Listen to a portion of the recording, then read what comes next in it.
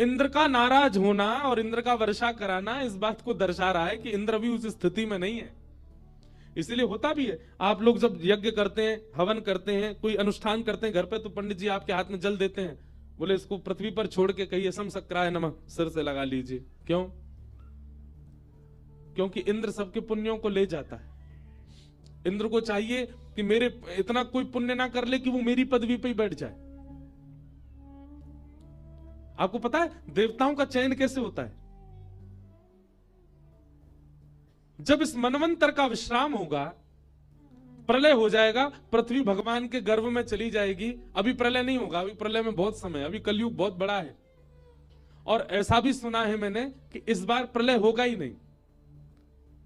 कहीं कहीं ऐसा बोलते हैं प्रलय हो जाएगा, कहीं तो कह रहे हैं भी 2025-26 में जा आ रहे हैं हम। अब कहां कितना सत्य है भैया?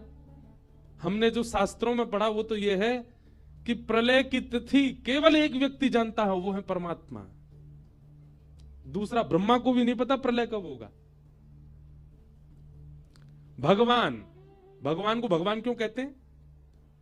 अच्छा, धनवान, जो धन से युक्त है उसको कहते हैं धनवान, जो बल से युक्त है उसको कहते हैं बलवान, और जो 6 भगों से युक्त है उसको कहते हैं भगवान। और 6 भग कौन कौन से? उत्पत्ति प्रलयम चैव भूतानाम अगति गति वेत्ति विद्याम अविद्याम च सवाच्यो भगवान इति। भगवान के अंदर 6 बातें जिनको पता है, 6 भगों से जो युक्त हैं उनको भगवान कहते हैं। सबसे पहला उत्पत्ति प्रलयम चैव, जिनको यह पता है कि संसार की उत्पत्ति कब होगी और जिनको यह पता है संसार का प्रलय कब होगा। अगर ये सबको ही पता चल गया तो सब भगवान नहीं हो जाएंगे? कोई नहीं जानता, केवल ठाकुर जी जानते हैं। 2012 में भी जाने वाली थी दुनिया, 24 पूरी होगी, 25 शुरू है बीमारी है। 2020 में भी जाने वाली थी दुनिया, और जब कोविड आया उसके बाद तो बोले यही कल, अब तो सब मर जाएंगे, कोई नहीं बचेगा। एक बार WHO ने ही ऐसा घोषणा कर दी थी कि अब आधी से ज्यादा पॉपुलेशन खत्म हो जाएगी दुनिया की। राम झूला है, उस पर चल के देखो, यूं लगे गिर नहीं जाए गंगा जी में, इतनी पॉपुलेशन, पूरे पुल में तिल रखने की जगह नहीं होती। कुछ नहीं कम हुआ। इसका मतलब क्या है? उत्पत्ति और प्रलय के जानकार केवल परमात्मा है। और तीसरा, कितनी भी घोषणा करता रहे, कितने भी दावे करता रहे, नहीं हो सकता।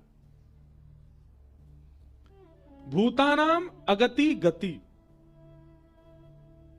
मानव की गति क्या है और मानव की अगति क्या है, यह भी जो जानता है परमात्मा। वेत्ति विद्याम अविद्याम च, जो विद्या और अविद्या, ज्ञान और अज्ञान के बारे में अच्छे से जानता है। भगवान श्री कृष्ण के मंदिर में, बांके बिहारी जी मंदिर में जाकर के फूल बंगला जब बनवाता है व्यक्ति, उसको मन में ऐसा आता होगा कि आज बिहारी जी मुझसे बहुत प्रसन्न होंगे, मैंने उनके लिए बंगला बनवाया।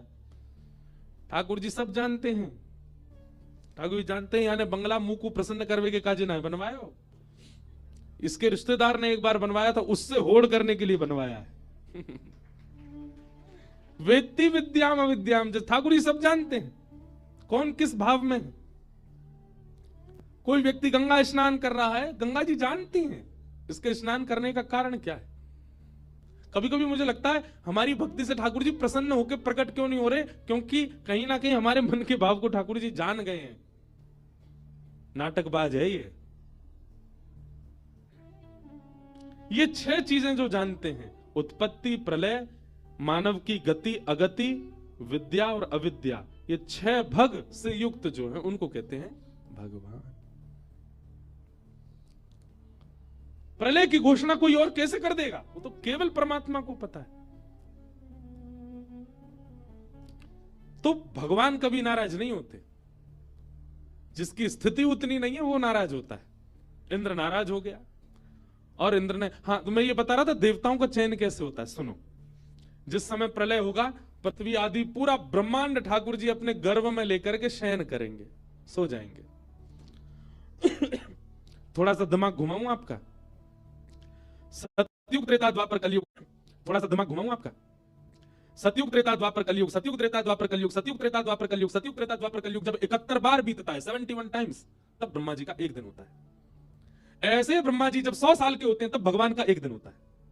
मतलब ठाकुर जी सुबह उठ करके शाम को जब शयन करने जाते हैं उतने में ब्रह्मा जी गोविंदाय नमो नमः, और ठाकुर जी सुबह उठ करके शाम को जब शयन करने जाते हैं उतने बीच में मैं और आप, हम सब कितने अरब खरब शंख बार गोविंदाय नमो नमः हो जाते हैं। इतना बड़ा दिन होता है ठाकुर जी का। ठाकुर जी का दिन तो हमारी तरह ही होता है, पर वो इतनी हमारे लिए इतनी द्रुत गति से चलता है, पता भी नहीं होगा उनको कि कोई इंद्रेश है भी क्या। जब तक ठाकुर जी पलक झपकेंगे तब तक 4-5 इंद्रेश तो जन्म ले चुके होंगे। ऐसे परमात्मा जब रात्रि में शयन करने जाते हैं, मतलब 12-13 घंटे बाद, 15 घंटे बाद जब ठाकुर जी सोने जाते हैं तब प्रलय होता है। और जब प्रलय होता है तो ब्रह्मलोक आदि सब भगवान के गर्भ में चला जाता है, ठाकुर जी शयन में चले जाते हैं। और ठाकुर जी जब सोते हैं पूरे विश्व का प्रलय हो जाता है, केवल एक को छोड़ के। किसका प्रलय नहीं होता? शब्दों का। शब्द ब्रह्म जो आकाश में विचरण करते रहते हैं, इनका कभी प्रलय नहीं होता। ये भागवत जी की साइंस है। क्षमा कीजिएगा साइंस पढ़ने वाले, फिजिक्स केमिस्ट्री आदि के अगर स्टूडेंट यहां बैठे उनको ये नहीं समझ आएगा, ये भागवत जी का है। और फिर ठाकुर जी सोते हैं, सबका प्रलय होता है, केवल शब्दों का प्रलय नहीं होता। तब शब्द क्या करते हैं? पूरे ब्रह्मांड में केवल एक परमात्मा है और कोई नहीं है, सूर्य चंद्र सबका प्रलय हो चुका है। तब शब्द आपस में इकट्ठे होते हैं और शब्द आपस में इकट्ठे होकर के भगवान को जगाने का प्रयास करते हैं। उसी को वेद स्तुति कहा गया। जय जय जय जाम जित दोष गभीत गुणा त्वमसि यदात्मना समवरुद्ध समस्त भग अग जगदौ कशाम किल सत्य बभूत्य कते। हे नाथ आप उठो, उत्तिष्ठ उत्तिष्ठ गोविंद, उत्तिष्ठ गरुड़ध्वज, उत्तिष्ठ कमलाकांत, त्रैलोक्यम मंगलम कुरु। इन तीनों लोगों का मंगल कीजिए, नाथ उठ जाओ। तब ठाकुर जी उठते हैं। उसके बाद जब सृष्टि बनती है फिर भगवान सोचते हैं अब देवी देवताओं का निर्माण होना चाहिए, सृष्टि चलेगी। तो देवी देवताओं का निर्माण कैसे होता है? पूर्व के मनवंतरों में, पूर्व के सृष्टि में हम जितने भी मानव थे, हम मानवों के पुण्य के आधार पर जिसका सबसे ज्यादा पुण्य होगा, ऐसे 33 कोटि लोगों को चुना जाएगा और फिर उनके पुण्य के आधार पर हम ही लोगों को ही देव योनियां प्रदान कर दी जाएंगी। हाँ भाई सुनो, तुम्हारा इतना पुण्य बनता है, तुम्हारे सारे जन्मों को मिला के क्या करना है? सूर्य की पदवी संभालो, चंद्र की पदवी संभालो, वरुण की पदवी संभालो, तुम इंद्र बन जाओ। इस प्रकार इन जीवात्माओं को ही देवताओं की पदवी प्रदान कर दी जाती है। तो हम जो कुछ भी पुण्य करते हैं वह पुण्य यदि इकट्ठे होते चले गए तो कहीं ना कहीं उन पुण्यों से देव योनि हमें प्राप्त हो सकती है। अगर हम आसन के नीचे जल नहीं छोड़ते, सीधा अपना कृत्य करके उठ जाते हैं, तो वो पुण्य सीधा इंद्र ले जाता है। इंद्र कभी नहीं चाहता कि मेरी पदवी पर कोई और बैठे, इसलिए संसक्रायण ऐसे स्पर्श किया जाता है।